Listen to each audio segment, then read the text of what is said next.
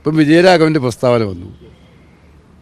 വയനാട് ജയിച്ചത് പ്രിയങ്ക ഗാന്ധിയും രാഹുൽ ഗാന്ധിയും ജയിച്ചത് വർഗീയ വോട്ടുകളുണ്ടാണെന്ന്. പ്രിയങ്ക ഗാന്ധിയും രാഹുൽ ഗാന്ധിയും കോൺഗ്രസ് പാർട്ടിയും ഒരിക്കലും വർഗീയത ഇളക്കി വിട്ട് തെരഞ്ഞെടുപ്പ് നടത്താറില്ല. കഴിഞ്ഞ ലോക്സഭാ തെരഞ്ഞെടുപ്പിന് മുമ്പ് വർഗീയത ഇളക്കി വിട്ട് തെരഞ്ഞെടുപ്പ് നടത്തിയതും CPM ആണ് കേരളത്തിൽ. ഇപ്പോൾ ഓരോ സമയത്തും എന്താ പരീക്ഷണശാലയാണോ ഇലക്ഷൻ എന്ന് പറയുന്നത്? ഓരോ സമയത്തും ഓരോ പരീക്ഷണം നടത്തുകയാണ് CPM ചെയ്തുകൊണ്ടിരിക്കുന്നത്. അതിന് അവർ എല്ലാ കാലങ്ങളിലും അനുവർത്തിക്കുന്ന നയങ്ങളെയെല്ലാം കാറ്റിൽ പറത്തിക്കൊണ്ട് മതനിരപേക്ഷത സമ്പ്രദായത്തെ മുഴുവൻ അകറ്റി നിർത്തിക്കൊണ്ടുള്ള തീരുമാനങ്ങളിലേക്കാണ് അവർ പോകുന്നത്. ഇത്ര സംഘപരിവാർ പോലും പറയാൻ മടിക്കുന്ന വർഗീയത പറയാൻ പോളിറ്റ് ബ്യൂറോ മെമ്പർ തയ്യാറാവുന്നു. എന്നിട്ട് അതിനെ ന്യായീകരിക്കാൻ പാർട്ടിയുടെ എല്ലാവരും കൂടെ രംഗത്തിറങ്ങുന്നു. ഇവരെങ്ങോട്ടാണ് പോകുന്നത്? രാജ്യവ്യാപകമായി അംബേദ്കർ വിഷയമുണ്ടായി. അതിനെക്കുറിച്ചൊരു അക്ഷരം CPM ജില്ലാ സമ്മേളനങ്ങളിൽ ഞാൻ കേട്ടില്ല.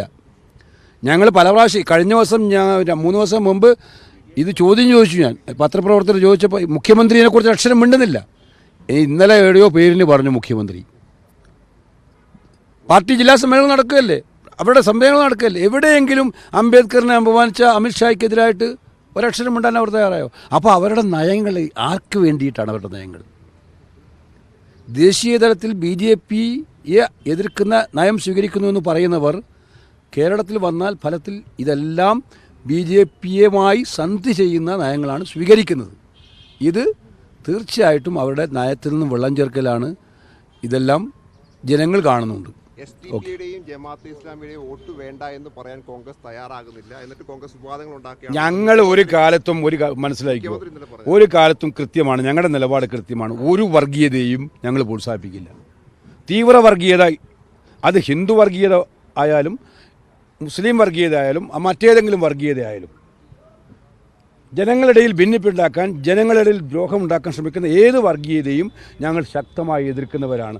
ഞങ്ങൾക്ക് ഒരേ കാര്യം ഇതെല്ലാം ഇപ്പം ഇന്നലെ തന്നെ നിങ്ങൾ മനസ്സിലാക്കിക്കൊള്ളണം. ജമാഅത്തെ ഇസ്ലാമിയെക്കുറിച്ച് CPM പറയുന്നത്, ജമാഅത്തെ ഇസ്ലാമിയുടെ പിന്തുണയോടുകൂടി ജയിച്ചതിന് നന്ദി പറയുന്ന MP മാർ നിങ്ങൾ കണ്ടോ? CPM MP മാർ ഇന്നലെ വന്നിട്ടുണ്ട് വാർത്ത, ശ്രദ്ധിച്ചിട്ടില്ലേ? ജമാഅത്തെ ഇസ്ലാമിയുടെ പിന്തുണ തേടി ജയിച്ചിരിക്കുന്ന MP മാർ CPMൻ്റെ ഇന്നത്തെ ലോക്സഭയിലുണ്ട്.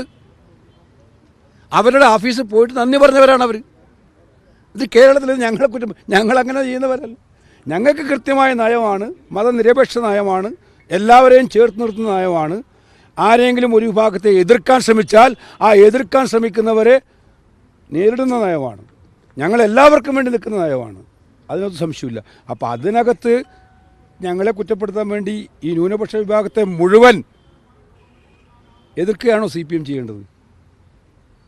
അപ്പോൾ അവരുടെ പോളിസിയിൽ എന്തോ കാര്യമായ കുഴപ്പം സംഭവിച്ചിട്ടുണ്ട്. എന്താണെന്ന് അവർ പരിശോധിക്കട്ടെ.